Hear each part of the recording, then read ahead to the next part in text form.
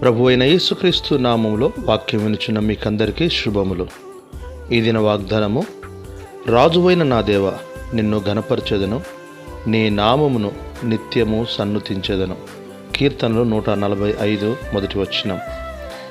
సర్వసాధారణంగా ఒక రాజు ఇంకొక రాజును ఘనపరచలేడు. అది వారి ఎదుట తమ్మును తాము తగ్గించుకున్నట్లుగా ఉండను. మనం కూడా ఇలాగే ఎదుటివారి విషయంలో ఉంటాం కదా. కానీ దావీదు రాజైనను తనపైన ఒక రాజు ఉన్నాడని, తాను ఒక దేశమును పరిపాలించువాడే, కానీ ఆ రాజు సర్వసృష్టిని పాలించుచున్నాడని హృదయపూర్వకముగా ఈ సత్యమును ఎరిగినవాడు. కానీ నేడు ఈ మనస్సు మన జీవితంలో కనబడుటలేదు.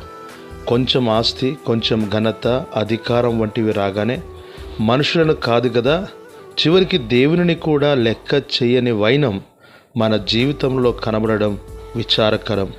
దావీదు తనను గొర్రెల దొడ్డిలో నుండి ఆ ఉన్నత స్థితిని అధిరోహించుటకు సహాయం చేసినది దేవుడే అని ఎరిగినవాడు. కనుక వాక్యం వినుచున్న దేవుని బిడ్డలముగా నీవు ప్రభువును ఎంతవరకు ఘనపరచుచున్నావో ఆలోచించుము.